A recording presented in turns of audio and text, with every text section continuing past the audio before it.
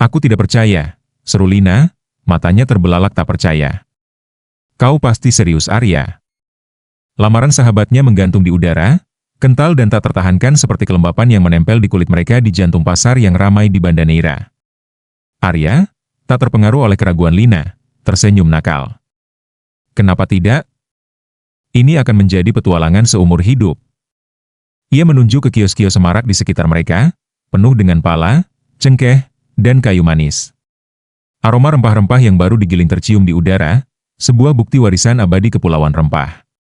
Kita sudah membicarakan ini sejak kecil, ingat? Menjelajahi dunia di luar pulau-pulau ini, menemukan cinta di tempat yang tak terduga. Lina memutar bola matanya, tetapi tak kuasa menahan senyum yang tersungging di bibirnya. Tumbuh besar di desa nelayan kecil di Kepulauan Maluku yang kurang dikenal telah menanamkan dalam diri mereka jiwa petualang, kerinduan akan hal-hal yang belum terjamah.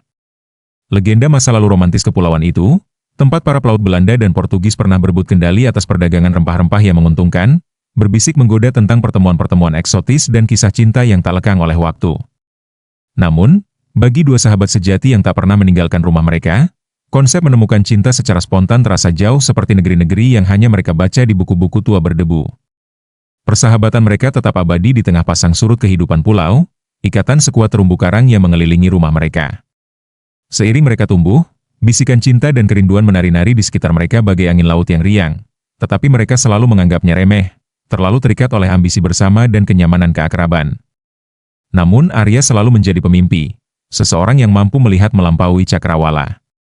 Dan kini, saat mereka mendekati ambang kedewasaan, rencana terbarunya terasa lebih memikat dari sebelumnya. Baiklah, akunya, tapi kalau kita mau melakukan ini, kita harus melakukannya dengan benar. Kita butuh peta, kompas, dan perbekalan yang cukup untuk setahun. Maka, dengan semangat bak dua anak yang sedang berburu harta karun, mereka pun mulai merencanakan perjalanan mereka. Mereka memetakan jalur melintasi kepulauan Indonesia yang luas, dari pantai-pantai Bali yang asri hingga hutan Kalimantan yang rimbun, mencari bukan emas atau rempah-rempah, melainkan kekayaan hati yang tak ternilai. Perhentian pertama mereka adalah kota metropolitan Jakarta yang ramai, di mana hiruk-pikuk lalu lintas dan ragam budaya yang semarak sangat kontras dengan ritme tenang desa mereka. Di tengah gedung pencakar langit dan mal, mereka menemukan dunia di mana cinta sama beragam dan serba cepatnya dengan kota itu sendiri. Namun, di tengah tatapan sekilas dan hubungan yang dangkal, Lina dan Arya tetap teguh dalam pencarian mereka akan sesuatu yang lebih mendalam. Di Yogyakarta, mereka tak sengaja menemukan sebuah pernikahan tradisional Jawa, di mana udara terasa hidup dengan aroma dupa dan alunan musik gamelan. Keindahan upacara tersebut, yang berakar pada tradisi berabad-abad, mengingatkan mereka bahwa cinta bukan sekadar perasaan, melainkan sebuah komitmen yang terjalin dalam jalinan kehidupan. Di dataran tinggi Bali yang tenang, mereka bertemu sepasang kekasih yang menemukan satu sama lain melalui seni tari. Gerakan mereka yang anggun mencerminkan harmoni hati mereka, dan Lina merasakan sedikit iri atas apa yang belum pernah ia alami. Arya, yang selalu optimis, melihatnya sebagai sebuah pertanda, sebuah janji bahwa cinta memang dapat ditemukan di tempat-tempat yang paling tak terduga.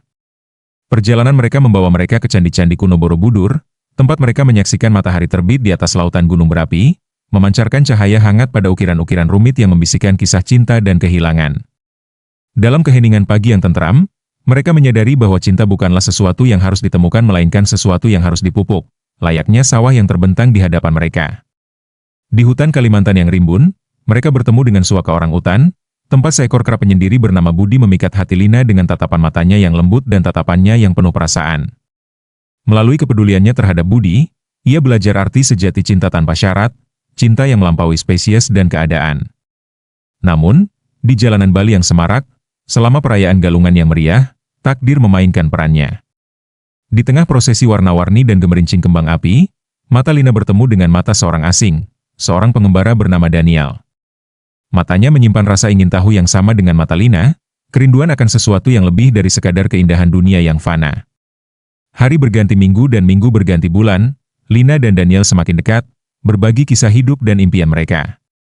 Mereka menari di bawah sinar bulan purnama di pesta-pesta tepi pantai, menjelajahi kuil-kuil kuno bergandengan tangan, dan menemukan kedalaman perasaan mereka di saat-saat hening di sela-sela petualangan.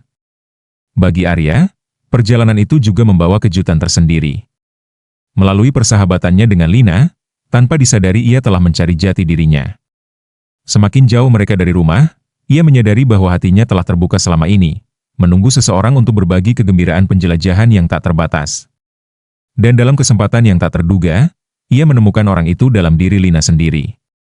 Cinta mereka tumbuh bukan dari gestur-gestur megah atau pengakuan dramatis, melainkan dari pengalaman bersama dan momen-momen hening yang mengisi hari-hari mereka. Cinta itu dibangun di atas fondasi persahabatan, diperkuat oleh jarak yang telah mereka tempuh bersama. Menjelang akhir petualangan mereka selama setahun, Lina dan Arya kembali ke Banda Neira, selamanya berubah oleh orang-orang yang mereka temui dan cinta yang mereka temukan. Mereka telah menemukan bahwa cinta bukanlah sesuatu yang dapat dipetakan atau diprediksi, melainkan sebuah perjalanan yang harus dijalani dengan hati terbuka. Pada akhirnya, Kepulauan Rempah tak hanya menjadi latar belakang pencarian mereka, tetapi juga mengajarkan mereka bahwa cinta, layaknya rempah-rempah berharga yang pernah membawa dunia ke pantai mereka, adalah harta yang harus dihargai, ditumbuhkan, dan dibagikan. Dan saat mereka berdiri di pantai, menyaksikan matahari terbenam di Cakrawala, mereka tahu bahwa petualangan terbesar mereka baru saja dimulai.